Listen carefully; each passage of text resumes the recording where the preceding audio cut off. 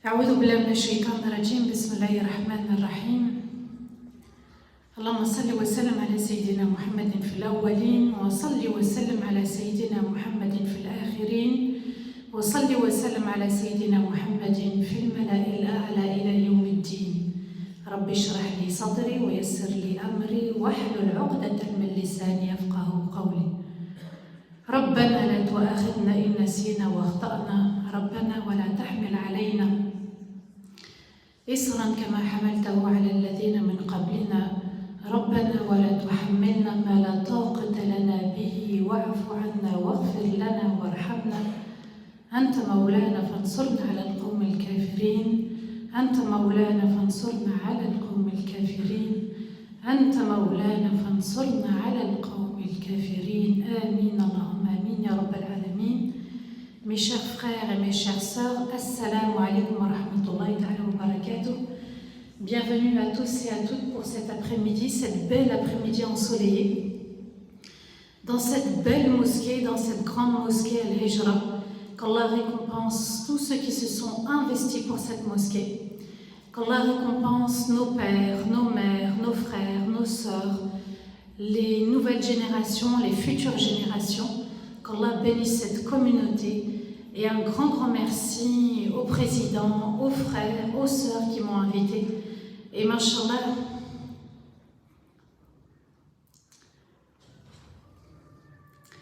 je remercie surtout mon Seigneur de me permettre de continuer à connaître ma communauté.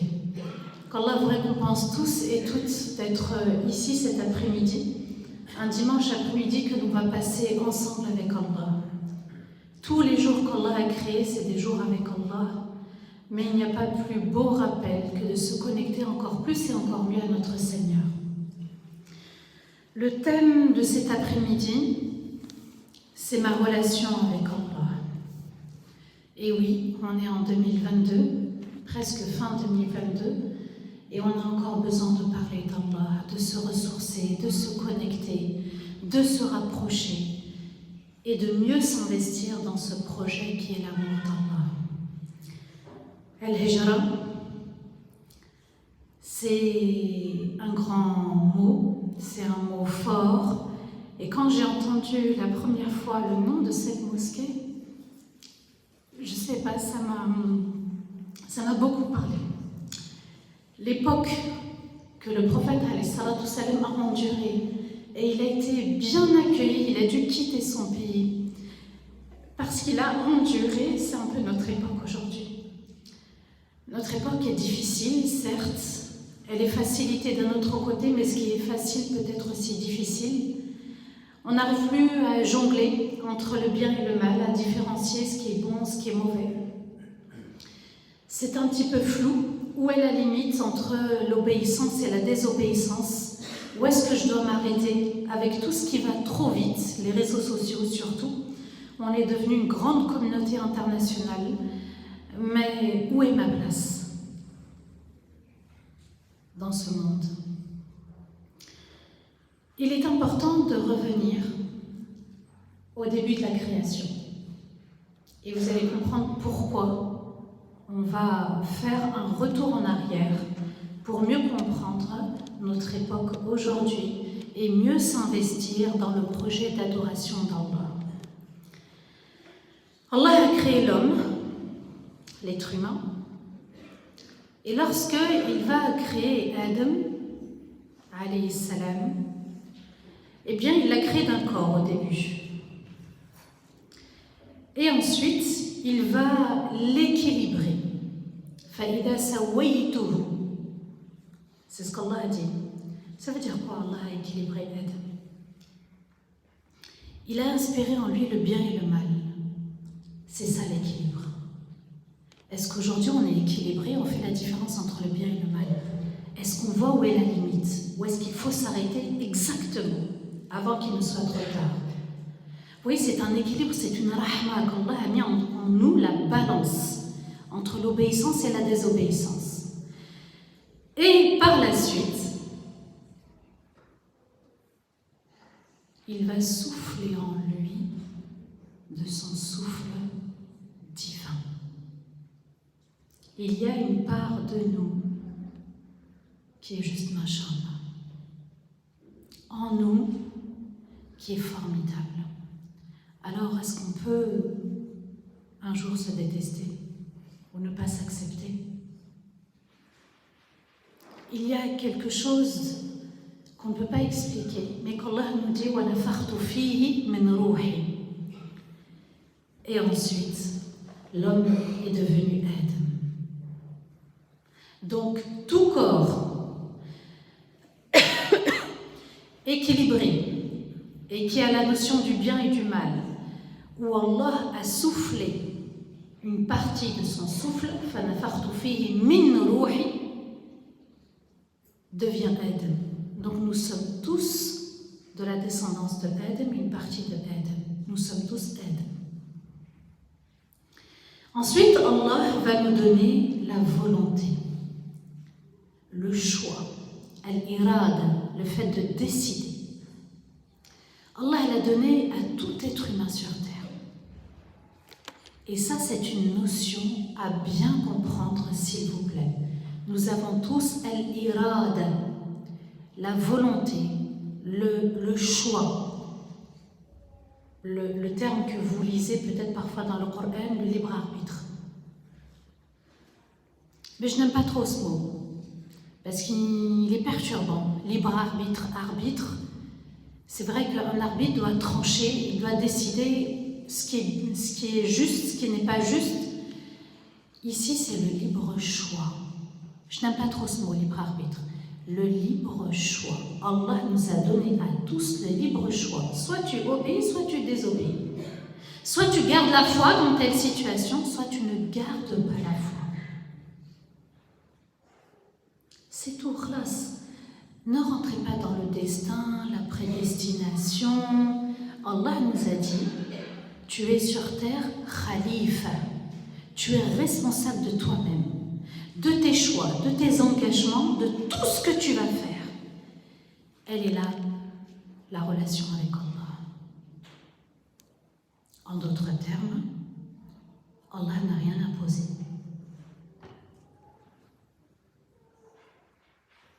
Il ne nous a pas contraints à. Malheureusement, on utilise beaucoup ces maktoub que je devais... Non, c'est toi qui as décidé. J'ai décidé. S'il vous plaît, à partir d'aujourd'hui, soyons responsables. J'ai fait telle erreur. J'ai décidé. Et vous allez voir, subhanallah,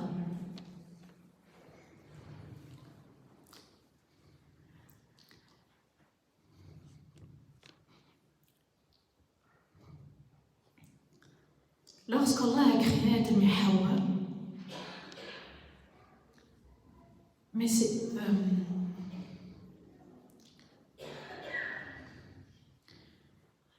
et qu'il y a eu cette erreur dans les cieux, en fait, Allah nous préparait.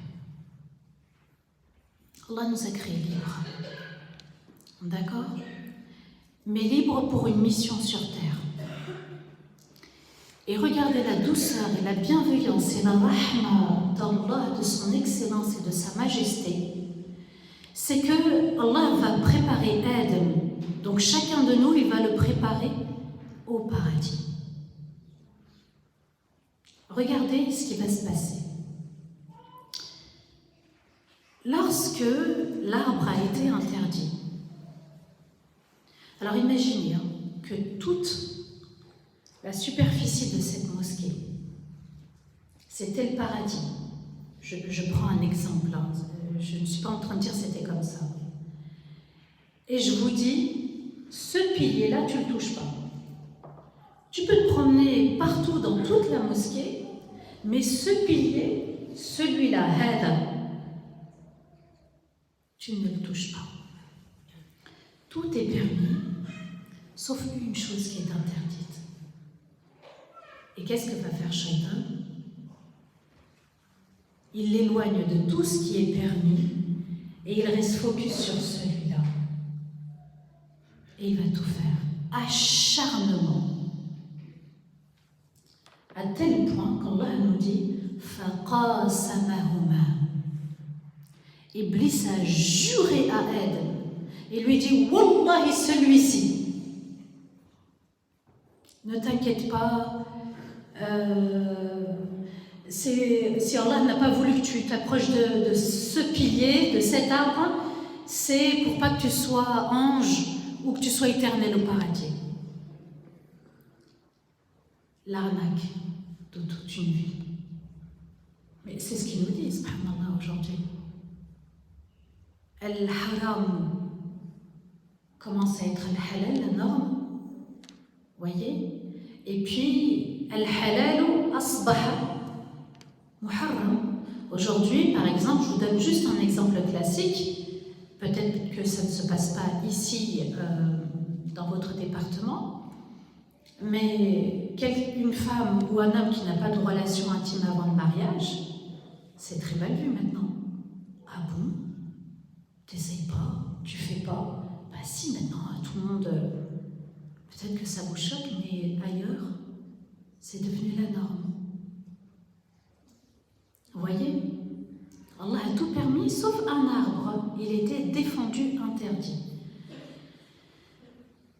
Donc, Allah prépare Adam. Il commet l'erreur. Il désobéit. Ainsi que Hawa. On ne cherche pas à savoir qui a tort ou qui a raison. Shaitan est venu perturber le commandement d'Allah. Et Allah a voulu, par cet exemple, nous montrer à tous que nous avons la capacité d'obéir ou de désobéir. Et nous avons la capacité de nous repentir ou de ne pas nous repentir. Adam et Hawa n'étaient qu'un modèle pour nous dire tout simplement, tu as le droit à l'erreur.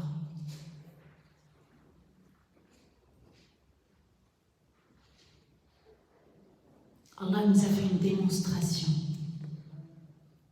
Tout simplement. C'est pas magnifique? Il nous dit, regarde, par cet exemple de Adam et Hawa, tu peux te tromper. Tu as le droit à l'erreur. Quelqu'un qui ne commet pas de péché, ça n'existe pas. Quelqu'un qui ne fait pas d'erreur, ça n'existe pas. L'erreur, c'est de rester toujours dans l'erreur. Et l'épreuve de Adam et Hawa n'était qu'une rahma pour nous tous. Allah voulait nous dire, regarde, inspire-toi. Je t'ai toléré l'erreur, mais je t'ai enseigné le repentir. Ma relation avec Allah commence comme ça. Dès le début, dans la foi, dans ma relation avec mon Créateur, avec mon Seigneur, Sa Majesté, dans la vie de tous les jours, avec tout le monde, Allah nous dit, tu as le droit à l'erreur, mais je t'ai enseigné le repentir. C'est Allah lui-même qui a enseigné le repentir, donc il nous attend. Ma relation avec Allah, ça sera un nettoyage tous les jours. Et je me rappellerai toujours de cette histoire. Dans les cieux, Allah a voulu que Adam se trompe, qu'il se corrige et qu'il est un ennemi. Et cet ennemi, c'est Iblis et son armée, Shayatin, Shayatin al-Ins et Shayatin al-Jinn. Et puis le rôle des prophètes sur terre, eh bien, pour chaque prophète et chaque messager, c'était de libérer les peuples et de les rendre libres et de ne pas suivre bêtement leurs ancêtres. C'était leur rôle. Et aujourd'hui, parfois, nous avons des traditions qui ne sont pas de l'ordre de l'islam. Quand il y a un texte qui interdit, on le prend. Quand ça n'est pas interdit, ça peut être un avis, mais il y aura toujours la divergence. Et tant qu'il y a la divergence des avis, eh bien, alhamdoulilah, on prend ce qui nous convient, ce qui est plus souple pour nous, ce qu'on peut faire, parce que chacun avance à son rythme. La dureté ne sert à rien. Plus on rend dur telle ou telle chose, que ce soit dans la religion ou hors religion, plus la personne elle s'entête dans son erreur et dans son péché. ça ne sert à rien d'être dur ou de faire les durs. Chacun avance à son rythme, tout simplement. Et lorsque Adam et Hawa vont goûter à l'arbre, qu'est-ce qui s'est passé? Tout de suite après, le vêtement est tombé. Le vêtement de la pudeur, le vêtement de l'obéissance à Allah. Nous devons toujours être dans la pudeur. Shaitan, regardez, il va s'attaquer, subhanallah, bizarrement, à la femme en ce moment. On attaque le voile de la femme. Le signe de la pudeur. Parce qu'on fait rappeler par notre voile notre appartenance à cette belle religion et on fait rappeler à l'autre le bon comportement. Donc le voile, c'est le symbole surtout de la crainte d'Allah, parce qu'on le porte avec la crainte de notre Seigneur, et la pudeur pour préserver les relations, pour préserver la société, la communauté, les familles, la pudeur. D'ailleurs, j'ai écouté un rappel le vendredi d'un frère, et vous savez, au fil du temps, il y a des hadiths, on ne les perçoit plus de la même façon, on comprend plus, on rentre en profondeur. Et le frère en question qui faisait son prêche, j'entendais, subhanallah, il a fait le rappel d'un hadith du prophète alayhi salam. Enfin, un hadith, c'est plutôt un trait de caractère de sa personnalité. Il était encore plus pudique que la femme, la fille vierge, la jeune fille, quoi. Et j'étais en train de nettoyer mon four. J'entends le rappel, j'ai dit, subhanallah, un homme pudique. Mais en fait, c'est pour nous. Regardez aujourd'hui la mode des hommes, le comportement des hommes. Il y a de moins en moins de pudeur. On ose les relations interdites. On ose faire du rentre-dedans dans les messages, Messenger, Facebook, Instagram. Je te connais pas, mais je te fais du rentre-dedans et je cherche à te draguer. Elle est où la pudeur? Et quand j'ai fait le lien, j'ai dit subhanallah, c'était juste un enseignement aussi pour nous. Hommes, femmes, et d'ailleurs même les hommes doivent être pudiques, rester pudiques. Allah a demandé à ce que chacun des deux baisse une partie de leur regard. Pas tout le regard, mais une partie, celle qui est interdite, qui pousse au désir. Subhanallah, c'est là où j'ai compris. J'ai dit, j'ai mis 25 ans, peut-être 30 ans à comprendre ce hadith. Il a fallu cette époque aujourd'hui pour que je comprenne. J'ai dit, Allahu Akbar, la pudeur est au sens masculin et féminin. Et c'est pour ça que dans les cieux, la pudeur est tombée pour les deux. Ma relation avec Allah est une relation de pudeur. Il y a des choses qui se font et il y a des choses qui ne se font pas. C'est ça la pudeur. Quand Allah te dit ne t'approche pas de cet arbre, ne t'approche pas de l'interdit, c'est pour que tu gardes le vêtement de la crainte.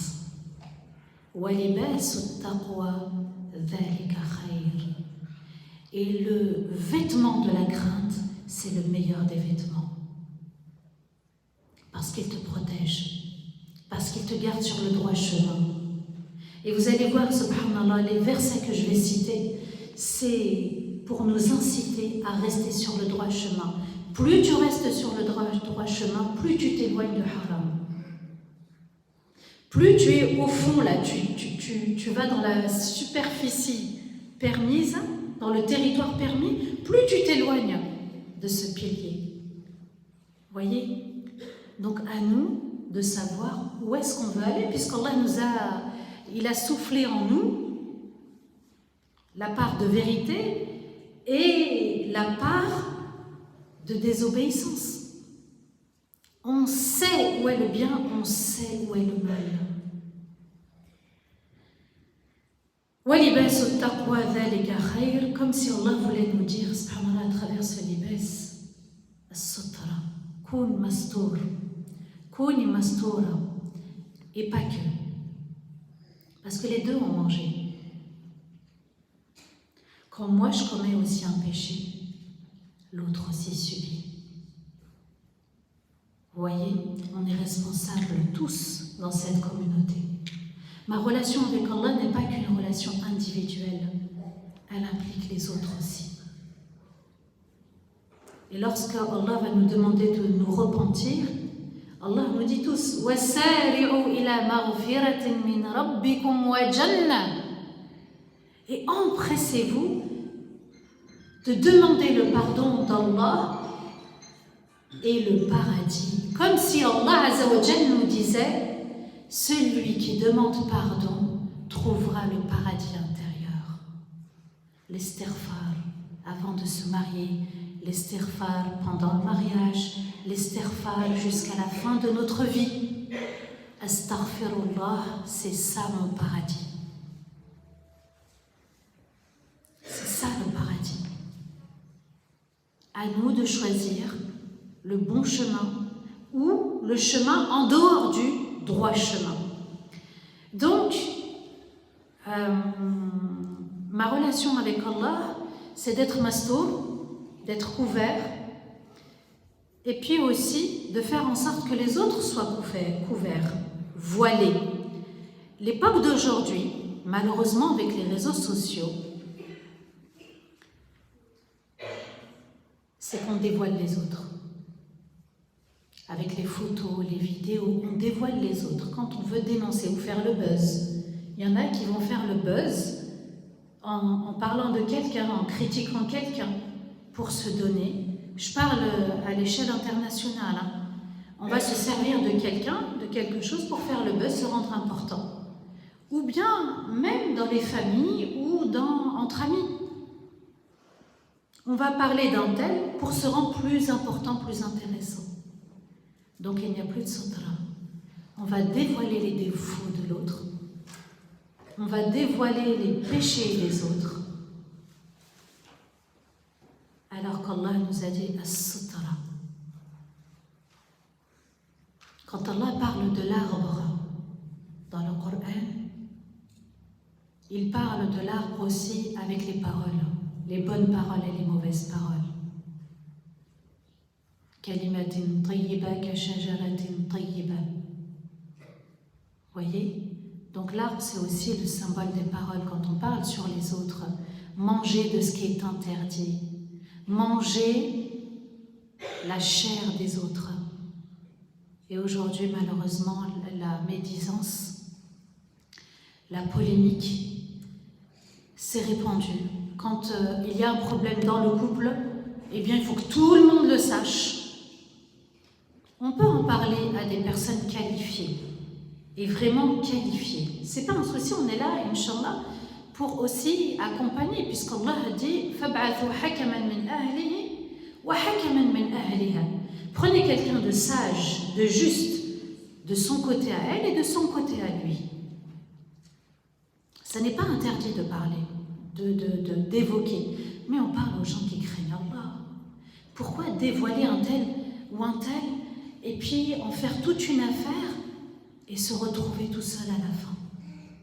Si tu veux, plains-toi à ton Seigneur, prosterne-toi et rapproche-toi d'Allah.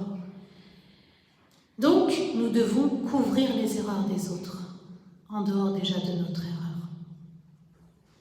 C'est une des missions de notre grande mission sur terre. Couvrir les autres. As-sutra, osturni, osutrini, as-sutra. Arrêtons de parler sur les autres, ça fait beaucoup de dégâts. Et Allah Azza wa Jalla nous dit dans Sourate Al-A'raf, le verset 26, وَلِبَاسُ التَّقْوَى ذَلِكَ خَيْرٌ. Et le vêtement de la crainte, c'est celui-ci le meilleur vêtement. Donc le vêtement au premier sens, couvrir, être dans la crainte. Ne pas être dans un effet de mode. On peut être dans la mode si elle respecte les codes de l'islam. Mais il faut que ça respecte les codes de l'islam. Et mettre l'intention dès le début de le porter avec la crainte. Et de renouveler son intention si nécessaire, si à un moment donné on commence à douter. Et puis, Shaitan, lui, son objectif, c'est d'enlever le vêtement. Et regardez aujourd'hui également, la pudeur manque. La pudeur, regardez à l'écran, parfois il y a des sœurs, elles sont habillées correctement. Mais il y a d'autres choses. Il y a de la musique, il y a de la danse, il y a du sport, il y a des frères aussi. Voilà, on n'a pas à dévoiler aussi ce qu'on fait avec nos conjoints, avec nos enfants, nos familles. C'est bien de se couvrir, sotara, c'est mieux. Même par rapport au mauvais œil. On peut être attaqué là-dessus. Alors ça ne sert à rien de se pavaner, de montrer. Sotara, c'est toujours meilleur. Et puis, ma relation, une fois sur terre avec Allah, c'est laquelle? Parce qu'elle a commencé dans les cieux, cette relation, elle n'a pas commencé sur terre. Avec les anges de Adam, Allah nous a montré, voilà ce que j'attends de vous. Je vous ai montré le chemin de l'obéissance, le chemin de la désobéissance, lequel vous allez prendre dans chaque situation. À chaque fois que quelque chose va me perturber, ou ça demande de retenir mon âme et de ne pas s'emporter, ou de ne pas sombrer dans la tristesse, ou dans la colère ou autre, je vais devoir faire le choix à chaque fois. Alors ça ne sert à rien de dire « tu m'as énervé, tu m'as blessé ». C'est moi qui ai choisi d'être blessée, c'est moi qui ai choisi de m'énerver. À moi d'assumer. N'oubliez pas le libre choix. À chaque fois. Ma relation avec Allah sur terre, eh bien Allah nous le dit dans Surat Al-Imran, le verset 79, « Kounu rabbaniyin » Ayez un comportement digne de la seigneurie. Rabb, Rabbul Bayt par exemple, c'est le responsable. Allah nous demande d'avoir un comportement responsable sur terre. Je suis responsable de mes émotions. Je suis responsable de l'interprétation que je fais dans chaque situation. Je suis responsable, moi, de ce que je veux comprendre. Je suis moi responsable et pas l'autre. C'est ce qu'Allah nous enseigne à travers l'histoire de Adam et Hawa. Allah n'avait expliqué qui avait tort ou qui avait raison. Il nous dit, les deux se sont repentis. Ils ont admis leur tort. Alors, ça veut dire quoi? Avoir un comportement digne de la seigneurie. Ça veut dire que si on prend les noms d'Allah, Ar-Rahim, Ar-Rahim, c'est celui qui maintient une connexion, qui est en lien avec ses serviteurs, avec ses créatures. C'est celui qui agit avec bienveillance. Eh bien, Allah nous demande de garder un lien avec Allah, avec nos familles, et avoir de la bienveillance quand les autres se sont trompés. Si on prend un autre nom d'Allah, Al-Ghafour, celui qui pardonne toutes sortes de péchés, eh bien c'est de pardonner aussi les erreurs des autres, et surtout mon erreur. Vous voyez, c'est ça la seigneurie. Al-Rabb, si on prend le mot et qu'on l'attribue à Allah, il veut dire Al-Malik, le roi. Il veut dire Al-Khaliq, le créateur. Il signifie aussi Al-Mudabbir, celui qui gère tout l'univers. Vous voyez? Et c'est là où les noms d'Allah interviennent. Qui est Allah? Est-ce que je connais assez mon Seigneur pour bien l'adorer? Pour connaître ma vraie mission sur terre? Pour comprendre ma vraie mission sur terre et pour m'orienter vers cette mission et donner le meilleur de moi-même? Alors, ça signifie que tout ce qu'on apprend de l'islam, on le met en pratique avec son cœur. C'est-à-dire que lorsque je suis à la maison, j'applique l'islam. Et oui, l'autre, il n'est pas comme moi. Je vais devoir m'adapter et je vais devoir m'ouvrir à l'autre. Et je vais m'investir dans cette relation. On ne peut pas être des colocataires. On ne peut pas aussi s'en prendre à nos enfants sous prétexte qu'on a vécu ça ou ça avec nos parents. L'islam vient mettre un terme à ce qui s'est fait avant. Ça a été la mission des prophètes et des messagers. Oui, mais nous, nos ancêtres, ils adoraient aussi les statues. Oui, alors? Ils adoraient. Tu as le choix de ne pas aussi les suivre. Si tu les suis, c'est que tu as envie de les suivre. Donc à nous, même si on a subi des choses, et je sais ce qu'on peut subir, de la part des parents. J'en ai des histoires que j'ai en consultation et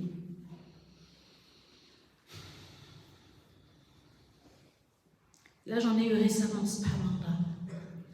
Des parents, qu'Allah guide nos parents, et il y a des parents qui ne veulent pas changer, il y a des parents qui regrettent, qui se sont améliorés. Et laissez entrer les mains d'Allah. Ça ne sert à rien de souffrir comme ça en secret. J'ai eu une histoire il y a quelques jours où... Parce qu'après ça a des répercussions sur la relation conjugale quand on n'a pas pardonné à un de nos parents. Elle me disait, subhanallah, mon père, il était horrible avec nous. Dur, et sa mère, mais il fait le fajr, elle me dit. Il fait le fajr, il prie. Il était dur avec ma mère, son prénom, il ne le prononçait jamais. Et il fallait qu'elle fasse à manger sur le fhm, le barbecue. Et pour la famille de mon père. Et vous, nous mangez des boîtes de conserve. On ne pouvait pas chauffer.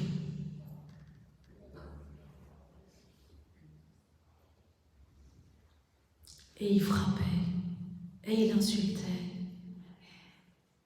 et elle a patienté durement. Ils ont patienté durement, il les enfermait. Mais elle m'a dit, à 80 ans, avant, ils ont eu un accident de voiture, donc elle me dit mes parents, et ma mère est devenue handicapée. Il lui a dit, tiens, ça tombe bien, c'est là où je vais divorcer. Il ramenait ses maîtresses à la maison. Elle devait faire, ma mère, à manger pour ses maîtresses. Mais regardez, Kamatodin ou Toden. Et donc les maladies ont commencé pour cet homme. Et il va refaire sa vie avec une très jeune femme. Et elle me dit, il est mort aux urgences. Vous savez comment? Ils ont retrouvé des hématomes sur son corps. Il ne mangeait plus, elle l'a privé de manger, elle le frappait. Et qu'est-ce qu'il a fait des années avant? Il les privait de manger, normalement, et il les frappait. Wallahi kamatodin utudan. C'est la loi d'Allah. Alors si Allah nous dit, il nous rassure kamatodin utudan, ça vaut la peine d'être malheureux? De vivre malheureux? Non, pardonnez. Oui, mais ça m'a... Pardonnez, c'est libérateur, c'est pour votre bien. C'est la solution d'Allah. C'est Allah qui a décidé ainsi. N'oubliez pas, Shaitan est venu dire à Adam, cet arbre. Comme nous, il nous dit, le pardon, non. Qui fait le pardon? Ça veut dire que tu acceptes ce qu'il a fait, ça veut dire... Et on devient des avocats. Non.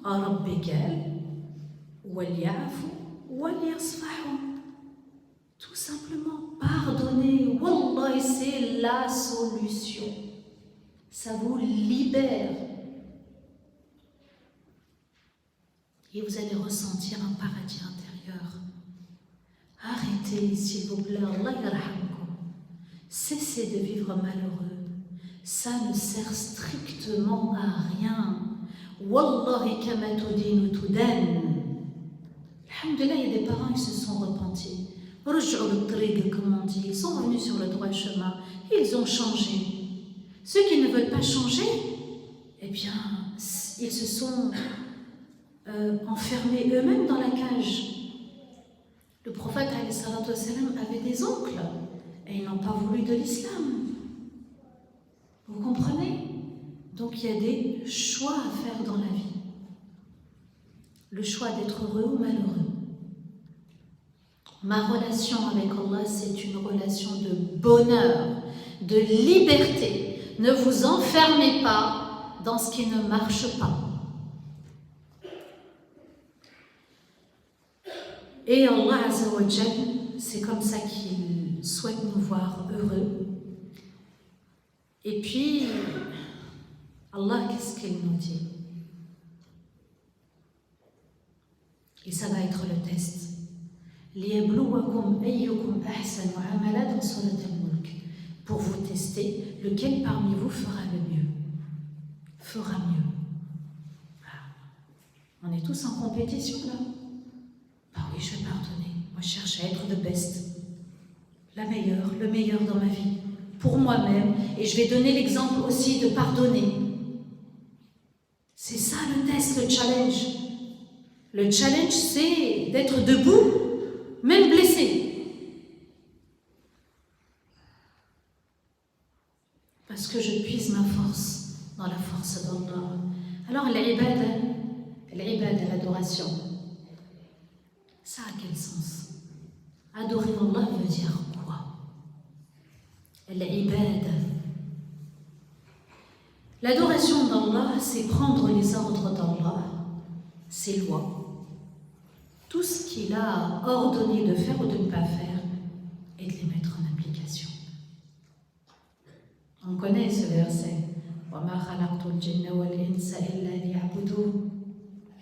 Mais en application les versets d'Allah, c'est ça l'islam. T'es soumis ou t'es pas soumis?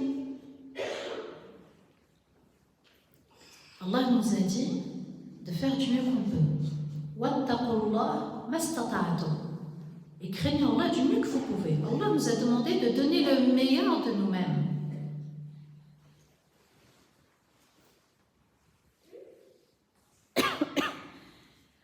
Alors, toute pratique religieuse, pour moi, c'est un moyen de recharger ma batterie avec Allah.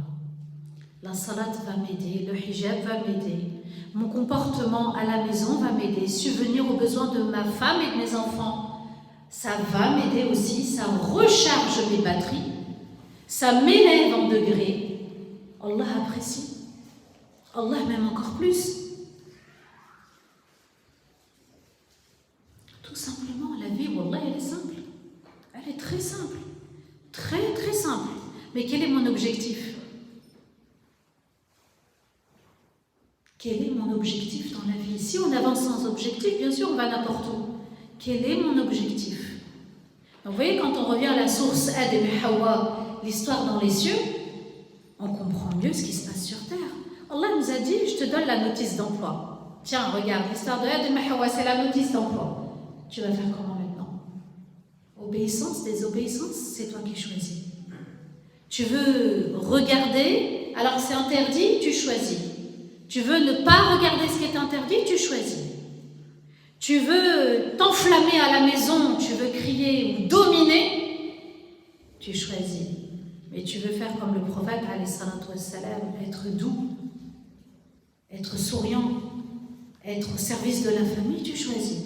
Tu ne veux pas l'être, ne dis pas, oui, mais je n'ai pas grandi comme ça, on ne m'a pas appris ça. L'islam te l'a appris. Allah t'a donné la notice d'emploi avant même que tu sois éduqué. Il t'a inspiré le bien et le mal avant même que tu sois éduqué. C'est une affaire de choix. Le libre choix d'avoir un bon comportement ou de ne pas avoir. de s'investir pour l'islam ou de ne pas s'investir, d'être un modèle pour les autres ou de ne pas être un modèle pour les autres, de faire des bons choix dans la vie. Même le mariage, subhanallah, j'ai eu des commentaires où les gens disaient « Oui, mais prédestination, oui, mais ça on subit en fait. On subit des mauvais choix. » Non, je ne peux pas te laisser dire ça. Je le vois en consultation. Les erreurs, elles sont là.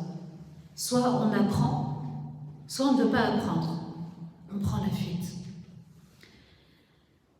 Alors, Allah m'a demandé de l'adorer, d'appliquer les lois qu'il nous a offertes, qu'il nous a données. Pourquoi?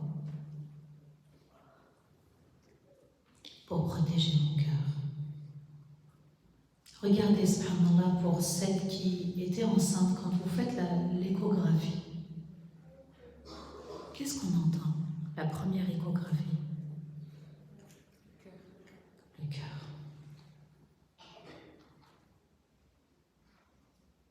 Le cœur. Et ce cœur, subhanallah, c'est là où habite l'âme. C'est là où, après, l'âme va descendre à 120 jours. Et cette âme qui est lumière, elle va descendre. Elle va rentrer dans le cœur. Elle va y habiter. Et ce cœur, je dois le protéger des péchés, de la rancœur, des douleurs, des souffrances. Et je dois le remplir de lumière qui sont les actes d'adoration. Plus je me rapproche de mon Seigneur, plus je m'éloigne des interdits. Plus je retire mon âme, plus il est facile d'être calme. Le libre choix. Ma relation avec Allah, c'est une relation libre. فَمَنْ شَاءَ فَلْيُؤْمِنْ وَمَنْ شَاءَ فَلْيَكْفُرْ. Allah dit celui qui veut croire. Celui qui veut être ingrat ou qui ne veut pas croire, qu'il ne croit pas.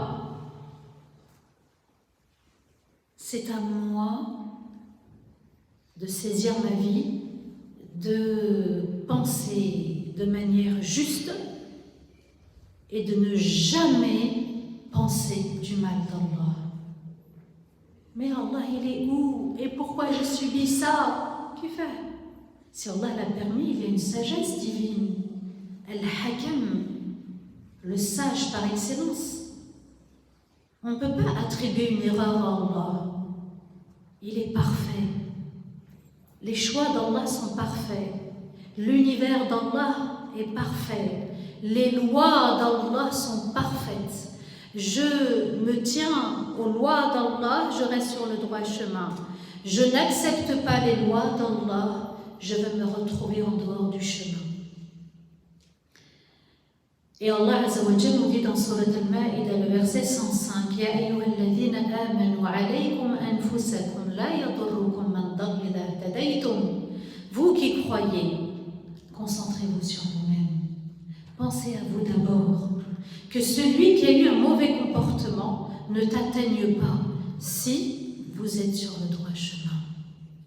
Si toi tu as été correct, tu as fait les choses correctement dans la vie, celui qui s'est trompé, on s'en fiche. Allah te dit concentre-toi sur toi-même, pourquoi tu es déstabilisé par l'autre? On s'en fiche, et alors, il a fait une erreur et alors, volontaire ou involontaire et alors. Mais nous, Shaitan nous a eu, on reste dans le passé. Oui, mais t'as vu, et on ressort, et on se noie dans ce passé.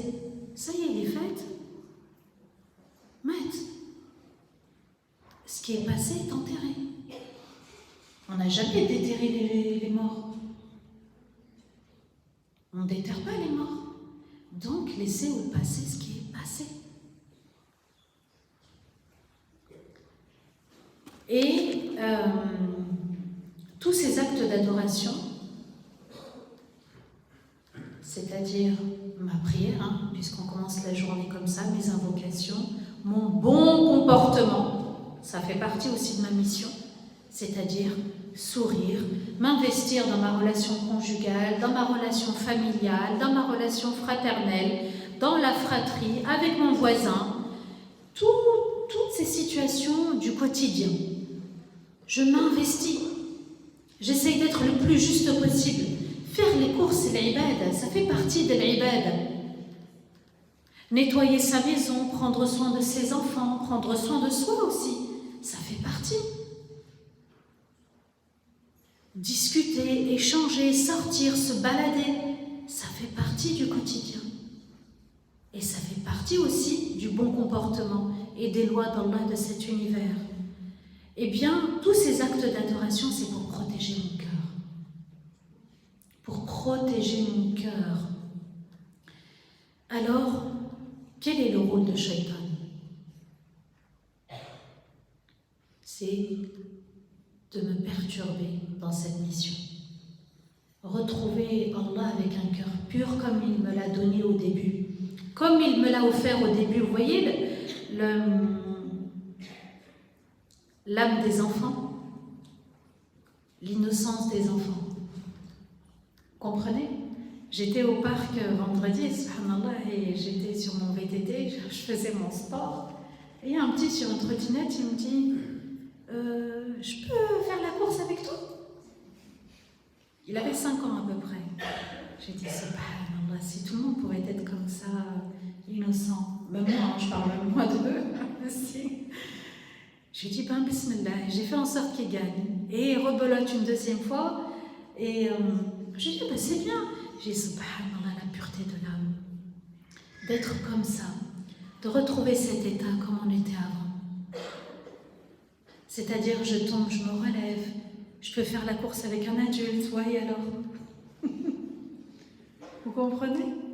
C'est ça la vie, la pureté de l'âme. Alors, Shaitan veut me faire tomber, il veut me faire désespérer. Il va me harceler avec des pensées négatives. Tu y arriveras jamais. Rabbi ne va pas t'exaucer. Ton Seigneur ne va pas te pardonner. Tu ne mérites pas. Oui, toutes ces pensées négatives. Waswas. Il vient te perturber dans ta mission de vie. Ta mission sur terre, c'est d'obéir. Ma mission sur terre, c'est de ramener ce cœur le plus pur possible, de manière noble, en restant sur le droit chemin, de retrouver l'âme des enfants. Oui, parfois ils posent des questions toutes innocentes. Ils ont des réactions toutes innocentes. Il n'y a pas de calcul avec les enfants. Eh bien, c'est cet esprit qu'on doit retrouver. C'est ça la pureté de l'âme. C'est de trouver aussi des prétextes aux autres, des excuses aux autres. Et de se dire, c'est pas grave, je vais y arriver et alors je relève le défi. Et il va essayer de me perturber. C'est comme dans un game. Dans un jeu, celui qui a fabriqué le jeu, parce qu'Allah nous dit la vie sur terre est un jeu. Dans un jeu, il y a des règles, il va y avoir des obstacles. Le but du jeu, c'est de dépasser les obstacles et de gagner, de surmonter justement ces obstacles-là. Et on va passer par différents moyens pour gagner. Et on ne lâche pas l'affaire. Bien, la vie, c'est comme ça. Alors, il va essayer de te rappeler, un tel t'a fait, un tel t'a dit, et puis ça va ruminer, et tu ne vas pas pardonner, et les erreurs, tu vas les cibler. Ça, c'est fausse route. D'accord, on a fait des erreurs, les autres ont fait, tout le monde en a fait. Mais je dois dépasser ça. Ça, c'est un obstacle de ne pas pardonner aux autres. Dans ma relation avec Allah, c'est un obstacle. Ça m'empêche d'être proche d'Allah. Ma relation avec Allah, c'est aussi ma relation avec les autres. Dans le Coran, allez, 80-90% du Coran, c'est mes relations avec les autres. Avec les parents, avec les enfants, avec la salat, avec le hajj, avec l'héritage, avec l'ex-conjoint, avec les enfants du divorce, avec le divorce, avec le voisin, avec les pauvres, la zakat à qui l'a donné. 80-90% du Coran, c'est mon lien avec les autres. C'est à moi d'être à la hauteur de cette noble mission. Et il est impossible que jamais personne ne peut se tromper. dans un jeu, on va perdre aussi à un moment donné. Mais on va relever le défi et se dire, non, je vais essayer de passer au level au-dessus. Alors, tout le monde doit revenir et se repentir, comme l'ont fait Adam et Hawa. Le but, c'est de revenir. Le but, c'est de souhaiter aux autres le pardon. Qu'Allah lui pardonne. C'est plus pur pour mon cœur de souhaiter le bien pour les autres. C'est plus pur. À tel point qu'Allah a fait de l'invocation de l'opprimé une invocation exaucée. Il te dit, pense à toi pour ne pas être dans la colère contre l'autre. Fais des doigts pour toi. Tu as été opprimé, fais des doigts. Da'wat al-mazloum, fais des doigts pour toi. C'est ton cadeau. Au lieu de t'acharner sur l'autre et de regretter parfois avec des doigts, concentre-toi. Allah nous dit juste concentre-toi sur toi. Et ne t'égare pas dans cette colère, parce que tu vas te noyer dans la colère. À ce moment-là, alors, plus l'injustice est grosse, elle est énorme, et plus il y a une force à demander la doua de celui qui est en détresse. Allah nous dit qui répond à celui qui est en détresse. À ce moment-là, qui peut intervenir et qui peut entendre quand tu es dans la douleur, quand tu cries au secours parce qu'on t'a fait du mal ou tu te retrouves dans une situation très délicate. Qui t'entend? Et on est tellement sincère dans cette doua et on supplie qu'Allah exauce, comme la doua de Yunus alayhi salam. Ma relation avec Allah, donc, c'est protéger mon cœur, parce qu'Allah nous dit dans Sourate Ash-Shu'ara, le verset 88, « Illa man ata Allah biqalbin salim » Ce jour-là, ceux qui vont réussir, ça sera ceux qui viendront avec un cœur purifié. Purifié. Les péchés, ce sont des taches noires sur le cœur. La rancœur, quand on a la haine contre quelqu'un, on est en colère, ce sont des taches noires sur le cœur. Ça vaut le coup. Ça vaut le coup de noircir son cœur pour les autres. D'ailleurs, le prophète, alayhi salatu wassalam, imaginez la scène. Il dit aux compagnons qui sont dans la mosquée, vous allez voir là, de cette porte, un homme va entrer, il est promis au paradis. L'homme rentre une fois, deux fois, trois fois. Il est normal, il est comme nous. Oui, d'apparence, il est comme nous. Mais dans son cœur, il y avait un diamant. Alors un jeune compagnon s'est dit, mais le petit curieux, il a dit, qu'est-ce qu'il a de spécial? Nous, on ne le voit pas spécial, mais qu'est-ce qu'il a de spécial? Alors il a fait croire qu'il y avait un conflit entre lui et sa famille. Il lui dit, est-ce que tu peux m'héberger? Donc il va le surveiller et il s'aperçoit qu'en fait il n'y a rien de spécial encore une fois. À la fin, il lui avoue et lui dit, voilà, tu sais, le prophète alayhi salatu wassalam, avant que tu n'entres dans la mosquée, il t'a désigné. Et il a dit 3 fois, un homme va entrer dans la mosquée et c'est un homme du paradis. La parole sort de la bouche du prophète alayhi salatu wassalam. Il lui dit, mais qu'est-ce que tu fais? J'ai rien vu de spécial chez toi. Vous voyez, comme nous aujourd'hui, on peut se regarder et rien de spécial. Il n'y a pas une couronne sur la tête de quelqu'un. Et il lui avoue, chaque soir avant de dormir, j'ai pardonné à tout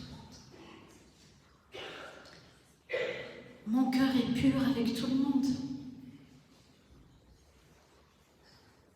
C'est important.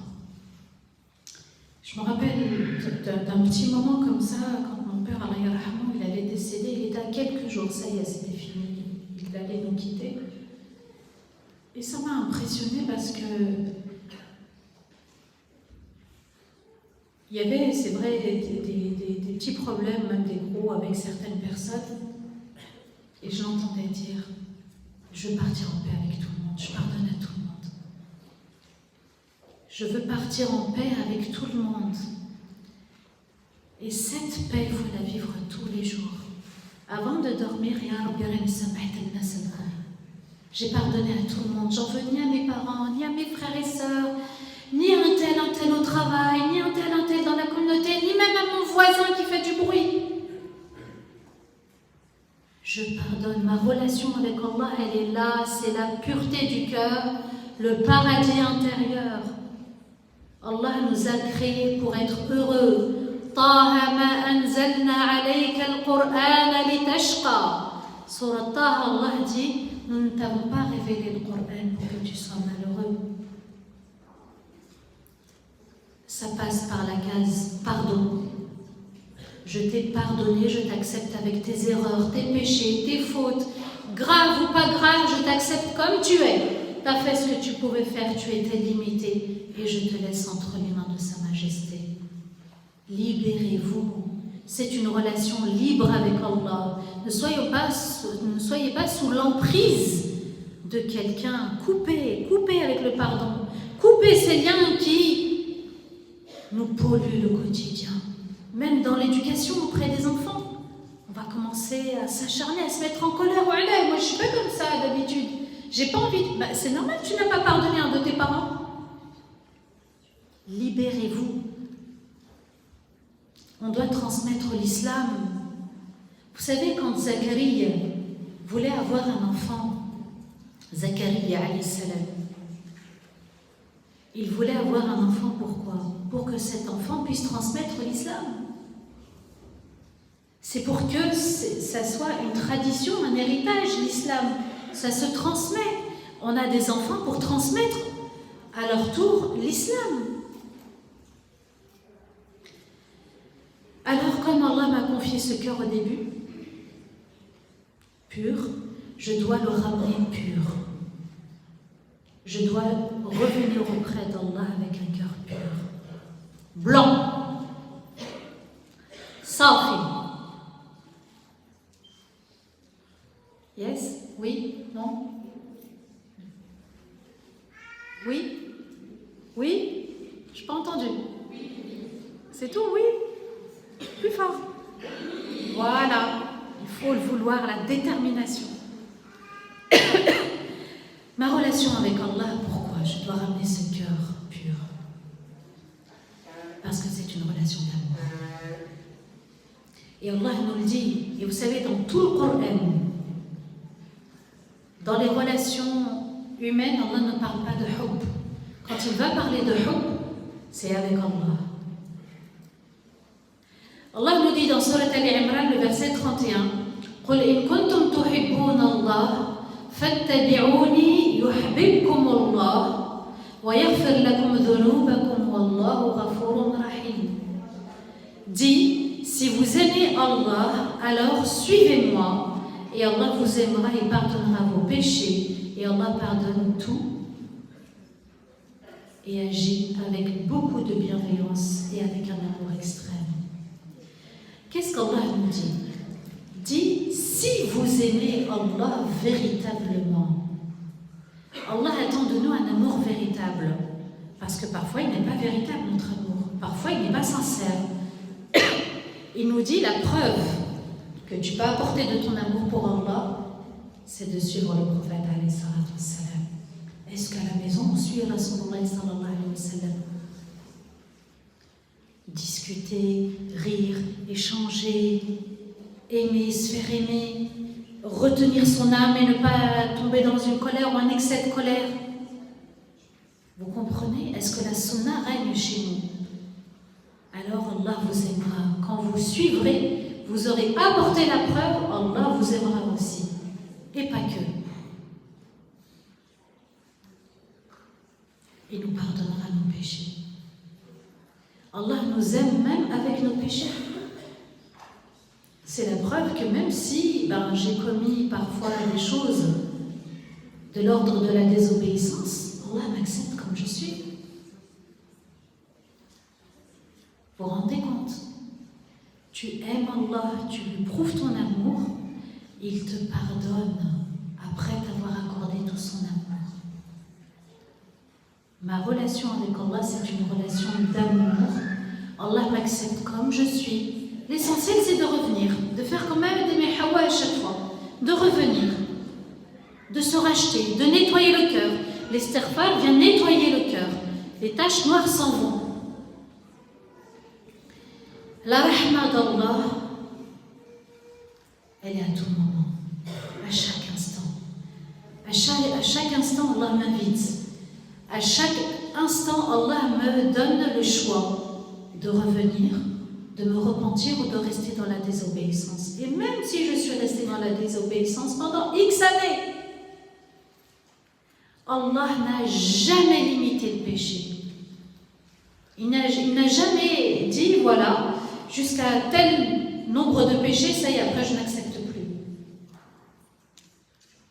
Il a juste imposé le repentir pour nous délivrer de cette dépendance des péchés, pour nous sortir de ce mal. La rahma d'Allah l'emportera sur tout.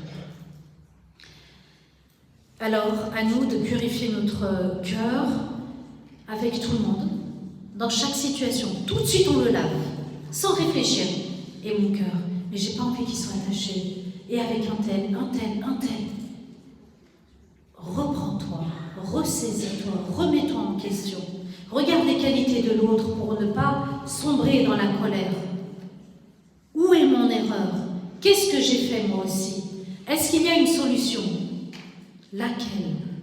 Protéger son cœur, c'est ça ma relation au quotidien avec Allah. Et Rasulullah sallallahu alayhi wa sallam nous dit, une aumône ne fait jamais diminuer l'argent. Ne fait jamais diminuer l'argent. Dans un autre hadith, le prophète a juré par Allah. Et une personne qui pardonne véritablement, Allah l'honorera. Et toute personne qui agit de manière humble, qui est modeste pour Allah, Allah l'élèvera en degré. Quand je pardonne à quelqu'un, Allah m'accorde ses honneurs. J'ai une place d'honneur dans les cieux. J'ai une grande place auprès d'Allah. Et plus je pardonne, le hadith il est sahih, rapporté par musulman. Regardez, subhanallah. Ici, il y a 3 valeurs où les gens se trompent. On pense que quand je fais une sadaqa, ça va diminuer. On pense que si je pardonne, c'est être faible. Et on pense qu'être modeste, c'est se faire écraser. La parole du prophète alayhi salatu wassalam te dit tout le contraire. Tu donnes, tu reçois. Tu pardonnes, au contraire, place VIP.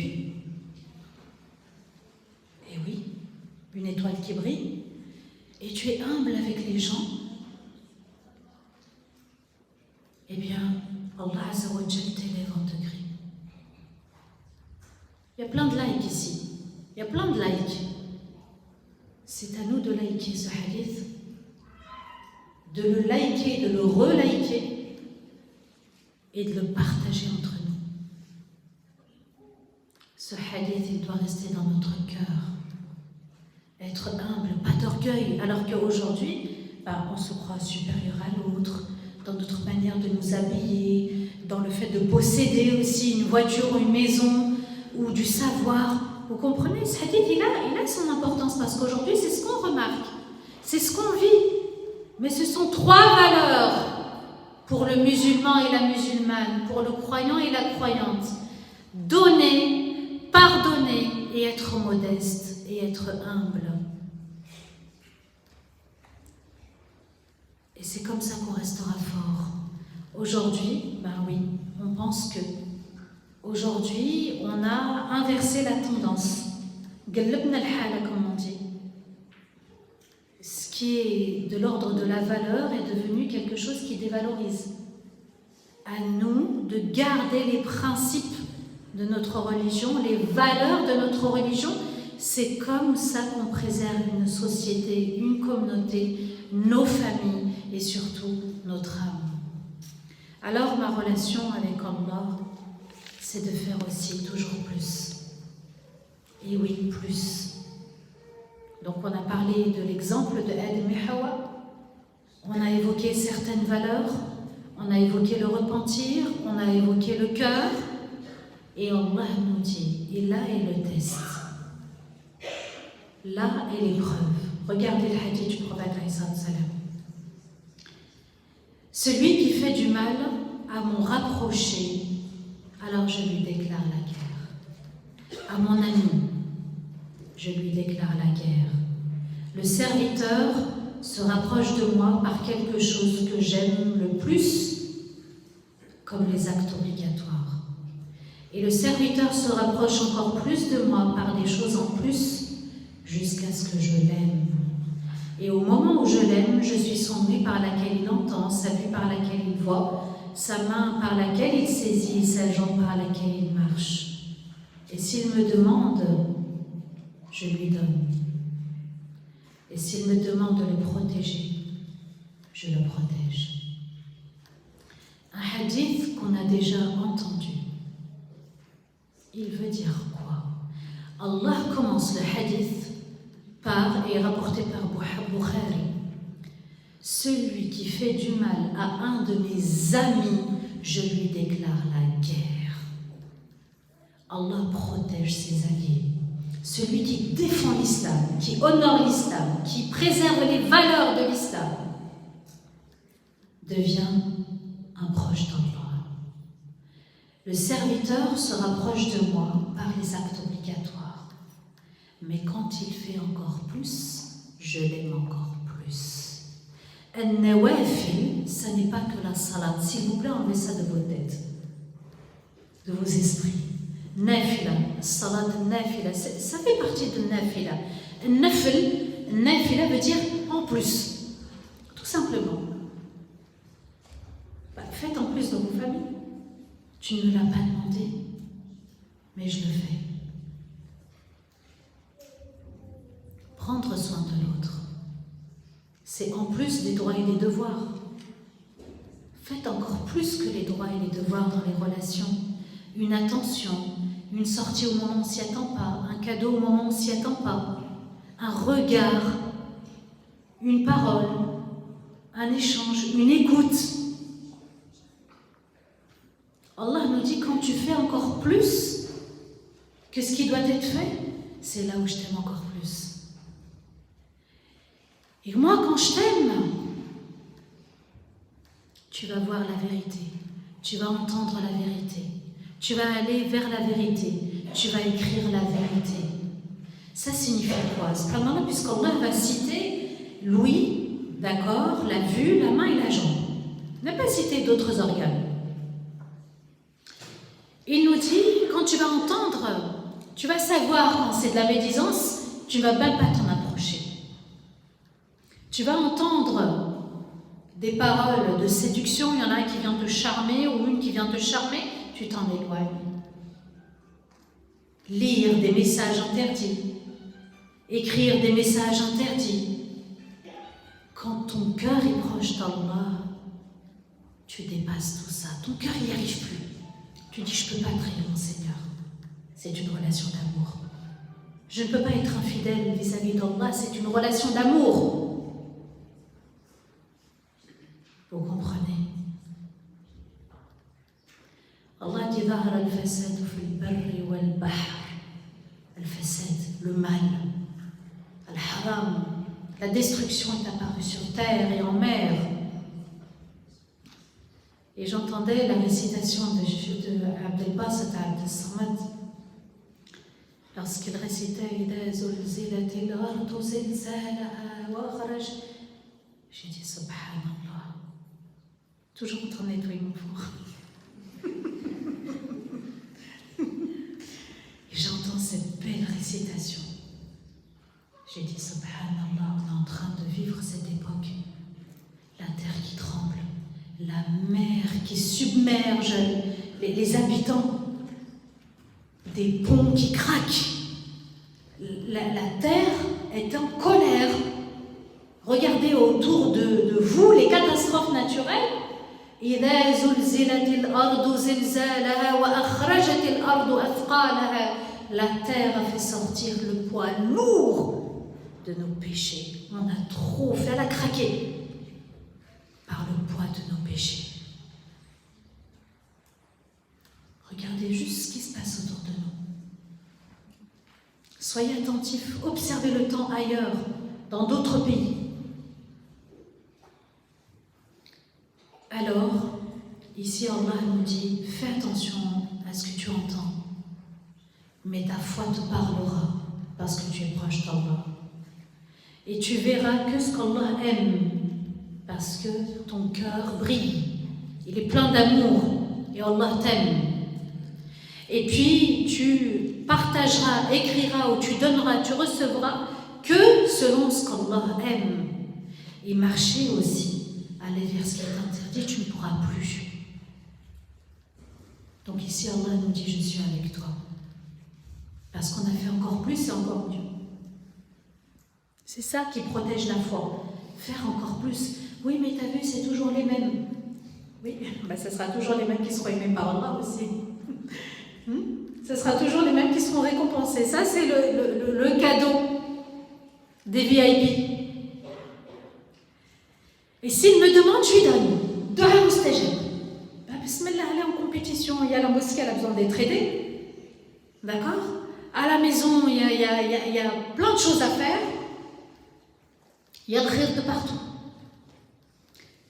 Et s'il me demande que je le protège, je le protège. Ya Allah, je te laisse ma maison, mon époux, mes enfants, mon épouse, mes enfants, protège-les. Ya Allah, mes enfants vont partir en voyage, mon mari part.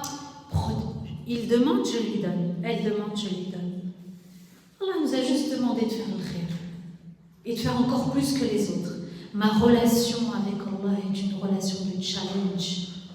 Le challenge de la vie, c'est de purifier ce cœur. Là où il y a le khir, là où il y a de l'obéissance, j'y vais, bismillah. Ça plaît Allah, je le fais. Je ne réfléchis pas. Et Allah nous dit dans Surat Al-Hajj, le verset 38, Inna Allah yudafi'u 'anil ladhina amanu.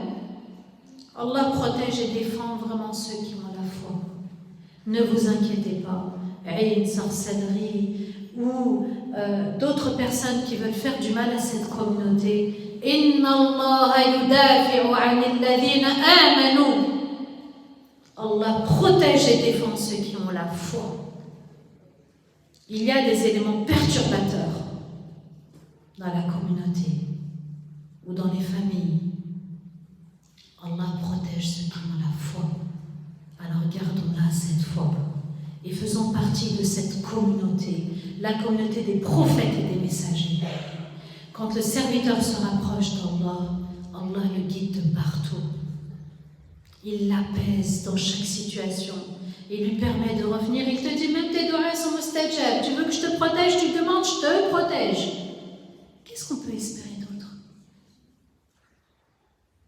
Ma relation avec Allah, elle est bâtie sur un objectif bien précis, remplir ma mission. Revenir vers Allah, rencontrer Allah en ayant réussi le challenge, rester sur le droit chemin.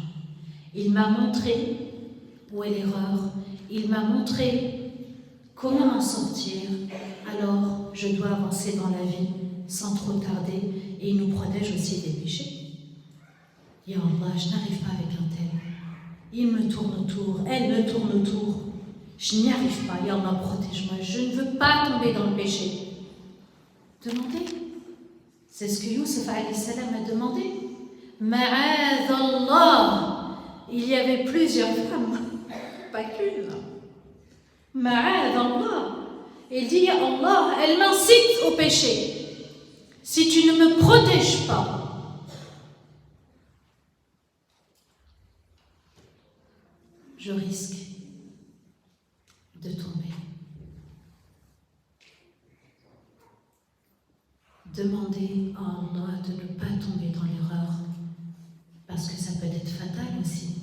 Mais Allah accepte toujours le repentir et on évite d'être dans des situations risquées. Allah nous dit dans Surat Muhammad sallallahu alayhi wa sallam, le verset 17, وَالَّذِينَ اهْتَدَوْا زَادَهُمْ هُدًى وَآتَاهُمْ تَقْوَاهُمْ. Et ceux qui ont été guidés vers la foi et ont gardé la foi, il leur augmentera la foi, la science et les actes, et leur apportera la crainte d'Allah en secret et en public. Il est magnifique ce verset, je le répète en arabe. وَالَّذِينَ اهْتَدَوْا زَادَهُمْ هُدًى. Ceux qui restent guidés, qui restent sur le droit chemin, Allah dit je les guiderai encore plus la prochaine fois. Parce qu'ils ont fait un choix. Ils étaient libres d'obéir ou de désobéir. Ils ont préféré obéir et je les guiderai encore plus. Ils feront encore plus d'actes d'adoration, ils seront encore plus protégés. Ils se rapprocheront d'Allah. L'essentiel, c'est de rester sur le droit chemin. Donc, et de garder la foi dans chaque situation. Et il leur apportera la crainte d'Allah. Il les renforce dans leur foi. En secret aussi. Parce que c'est facile d'être un musulman dans l'apparence et devant tout le monde. Mais quand on est devant notre télé le soir, ou le téléphone le soir avec les vidéos interdites, les sites interdits, les sites de rencontres interdits aussi. Et oui, c'est là où c'est le plus dur et le plus difficile. Les gens ne voient pas. Mais celui qui voit tout, voit absolument tout. Alors c'est comme ça que ma foi augmente, en restant sur le droit chemin. Il y a des personnes qui posent la question parfois, comment augmenter ma foi? Reste sur le droit chemin. Ne va pas vers ce poteau-là, ce pilier, cet arbre. Ce qui est interdit restera interdit à jamais. Et éloigne-toi-en. Tout simplement. Quand on tombe dans le péché, la foi, elle commence à tomber aussi. Ce qui ramène la foi, c'est le repentir. Et après, le droit chemin. Ma relation avec Allah est une relation de connexion avec l'au-delà. Et oui. Parce que si je ne suis pas connectée à Yawm al-Qiyamah, si je ne suis pas connectée au paradis et à l'enfer, eh bien on sera comme les Bani Israël pendant 40 ans, ils erraient. Les 40 années du tir. Allah a voulu les châtier. Où ils allaient, cependant, ils ne retrouvaient pas leur chemin. Parce qu'ils ont tellement désobéi. Et ça a été à un moment donné le châtiment. Ils ne voulaient pas revenir. Et ils n'étaient pas connectés à l'au-delà. Ils ont même osé dire Allahu Akbar. Quand ils ont adoré le veau d'or, ils ont osé dire oui, mais Allah nous châtiera en enfer juste quelques jours. Après, on sortira de l'enfer. Ils commandent leur Seigneur. Ils choisissent eux-mêmes leur châtiment. C'est ce qu'Allah nous dit dans Surat Al-Baqarah. إِلَّا أَيَّامًا مَعْدُودًا. Ne soyons pas de cela. Allah nous explique dans Surat Al-Mu'minun, le verset 60 et le verset 61. وَالَّذِينَ يُؤْتُونَ مَا آتَوْا وَقُلُوبُهُمْ وَجِلَةٌ أنهم إلى ربهم راجعون أولئك يسارعون في الخيرات وهم لها سابقون. Et ceux qui donnent de ce qu'on leur a donné et dont leurs bonnes actions et dont leur cœur ont peur que leurs bonnes actions ne soient pas acceptées. Et ils sont conscients qu'ils vont revenir auprès de leur Seigneur. Voilà ceux qui s'empressent d'œuvrer dans les bonnes actions et vers le paradis. Et voilà ceux qui sont en compétition. Qu'est-ce qu'Allah nous explique? La sadaqa. La sadaqa, ce n'est pas que de l'argent. Venir nettoyer la mosquée, s'investir dans la mosquée, sans parler de nationalité ou d'origine. La mosquée, elle est pour Allah. C'est la maison d'Allah. On fait les choses pour Allah. Allah nous a dit, je vous ai créé différents. mais le meilleur c'est celui qui craint Allah.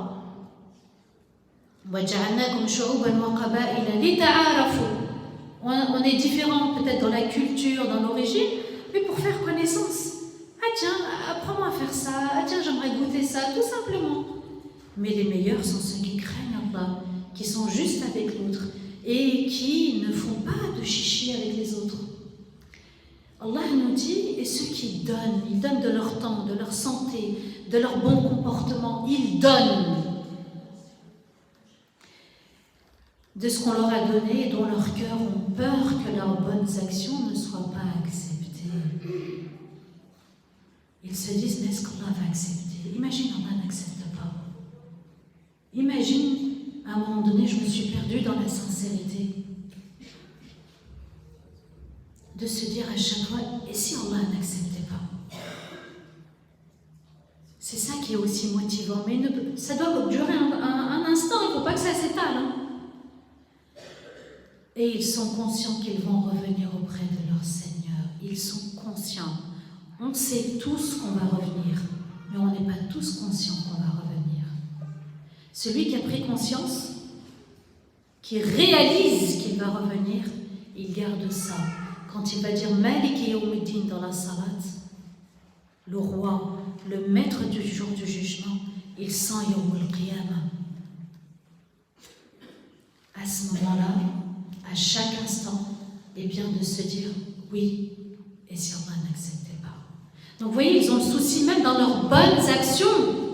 Et si Allah n'acceptait pas, parce qu'ils sont connectés à l'au-delà, et ils s'empressent d'œuvrer, ils sont motivés par l'au-delà. Il y a le paradis, il y a l'enfer, mais il y a le paradis aussi, il n'y a pas que l'enfer. Il y a le paradis, mais il y a aussi l'enfer, il n'y a pas que le paradis.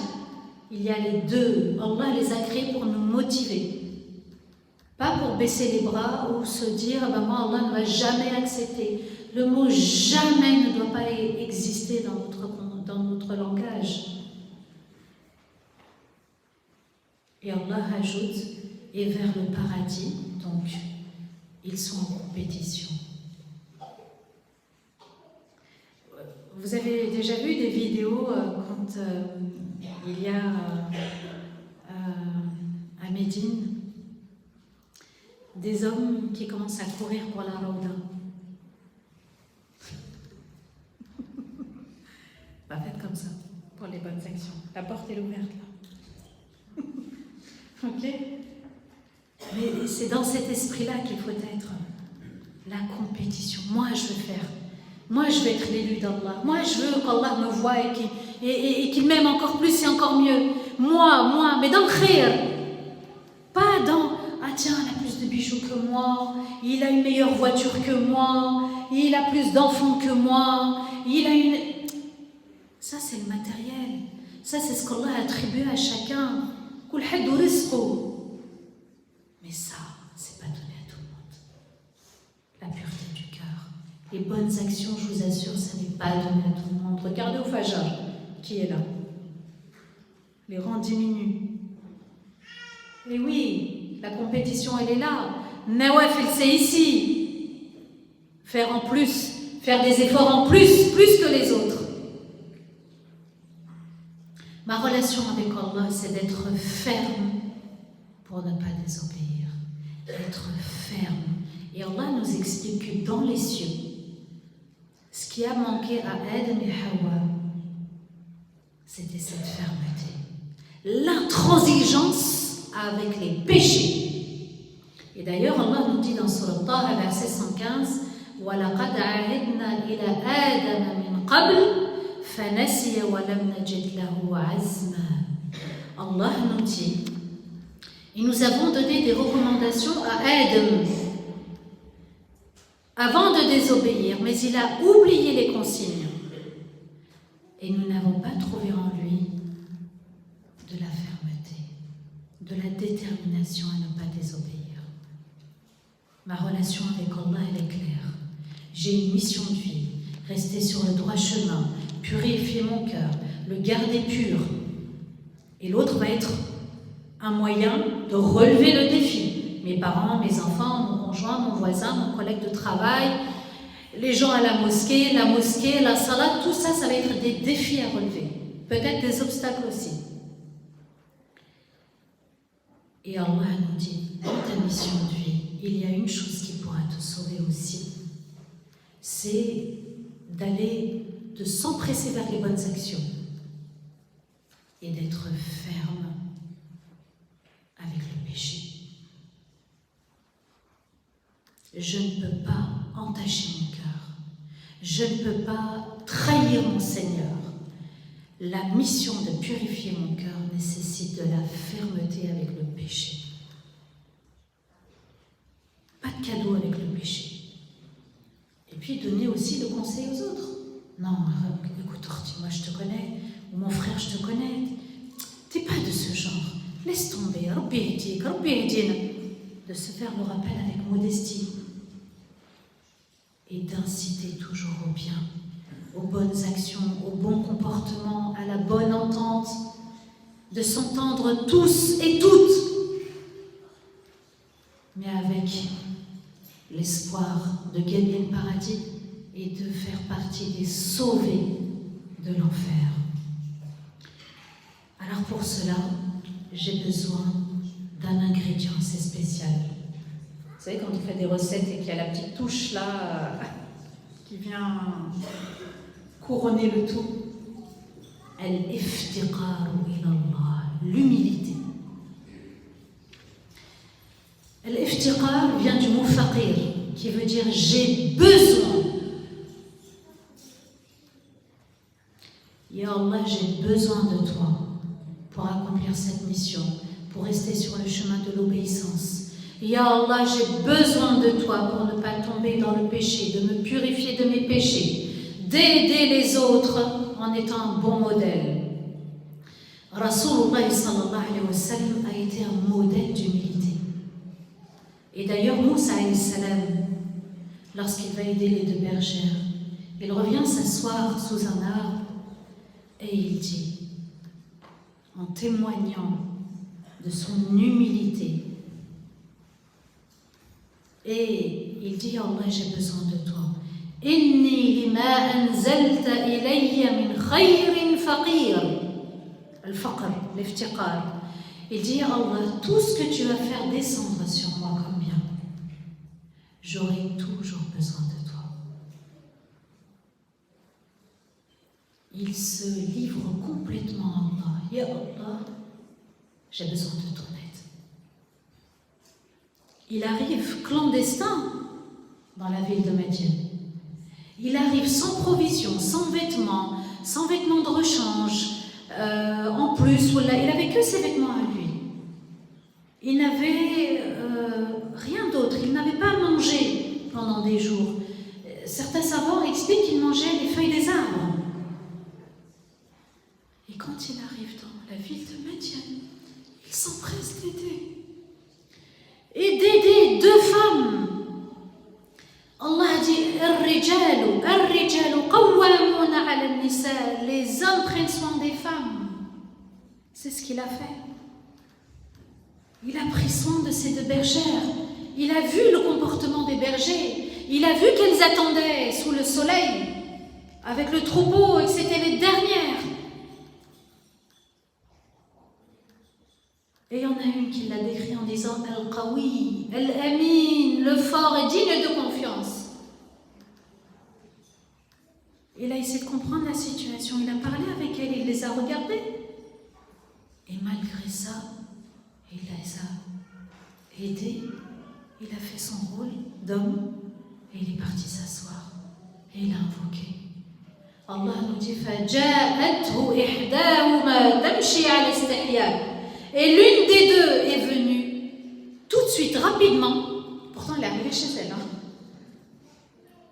Parce qu'elle lui dit, mon père veut te remercier. Avec beaucoup de pudeur. Elle a parlé ou pas? Il a parlé. Ça n'empêche pas les relations homme-femme. C'est la pudeur qu'il faut garder.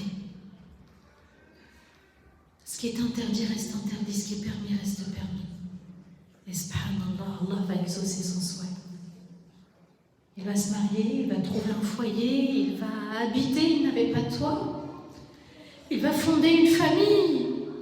Et, subhanallah, tout ce qu'il avait perdu, il le gagne en faisant le khayr, une bonne action, en étant une aide pour les autres, et en se connectant toujours à Allah, et en se rapprochant toujours d'Allah. Et lorsqu'il va quitter Médine pour l'Égypte,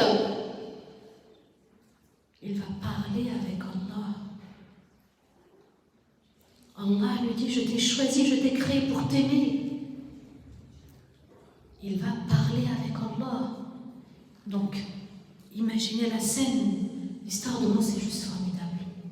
Elle est riche d'enseignements aussi pour notre époque. Alors, c'est à moi de vivre avec humilité, beaucoup d'humilité. Et lorsque j'invoque Allah avec conviction. Quand je lève les mains au ciel, Allah se montre pudique. Et le prophète nous dit, et il ne peut pas me laisser repartir avec les mains vides. Quand je lève les mains et j'invoque Allah, c'est déjà donné dans les mains. Ma relation avec Allah est une relation de confiance, de conviction. Je sais qu'il va me donner. Quand j'invoque, je suis sûre que je vais obtenir.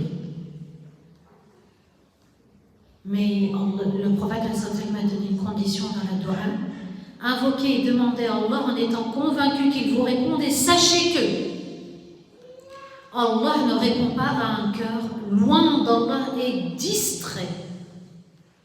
Parfois on invoque et on pense aux enfants, on pense à la maison, on pense à la voiture, on pense à une facture, on pense à quelqu'un d'autre. Il faut se corriger là-dessus. Et d'ailleurs, Allah va exaucer Zacharia. Quand il voit que Maryam obtient des fruits hors saison, il a ayn al-yaqin, il est convaincu par ce qu'il voit, tout de suite. Il fait salat et il demande à Allah. Et Allah va l'exaucer, il envoie un ange pour lui dire, nous t'exauçons et nous te donnerons Yahya. Parce qu'il est convaincu, il voit, alors qu'il est âgé, il demande et il obtient, parce qu'il est convaincu. Et Zacharia, il dit, Ya Allah, mes cheveux sont devenus blancs, mais je n'ai jamais désespéré en t'invoquant.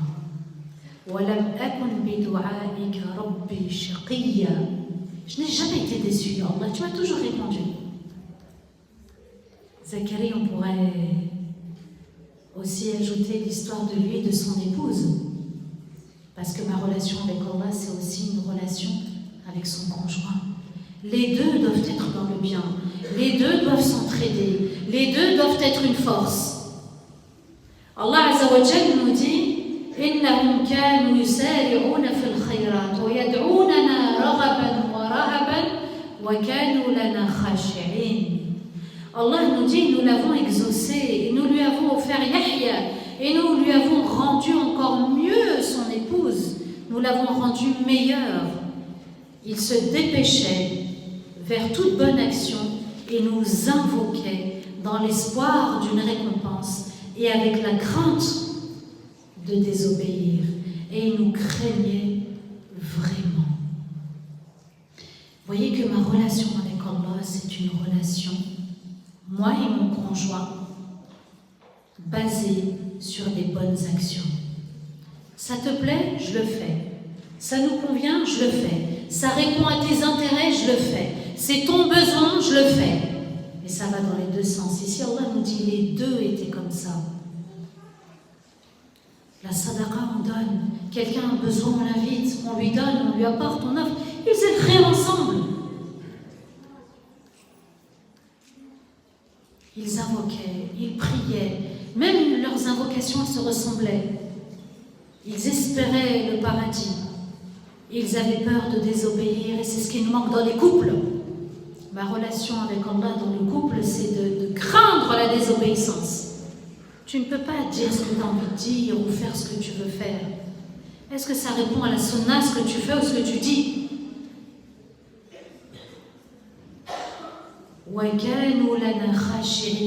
Ils craignaient vraiment Allah. C'est ça le couple. c'est de craindre vraiment Allah. Dans ce qu'on regarde à la télé, dans les messages et les mails qu'on envoie au sexe opposé, dans mes relations avec un tel ou un tel ou un tel, dans ma relation avec Internet, avec les réseaux, dans ce que je peux apporter dans mon couple. Être un homme et être une femme, tout simplement. Être comme Zakaria et Yahya. Al-Khushu', c'est ressentir la présence d'Allah. Wa kanu lana khashi'in, quand ils agissaient, ils savaient qu'Allah les regardait. Allah est celui qui entend tout, qui voit tout et qui connaît tout. Il sait tout sur nous. C'est comme ça qu'on arrive à se remettre en question. Ma relation avec Allah, c'est une relation pure, c'est une relation libre, c'est une relation pour vivre libre, faire des choix libres, assumer, engager pour rencontrer mon Seigneur avec un cœur pur et purifié. Ma relation avec Allah, elle me concerne, mais aussi elle se traduit avec mon comportement vis-à-vis des autres, et surtout dans les maisons avec mon conjoint, mes enfants, mes parents. C'est une question de pardon.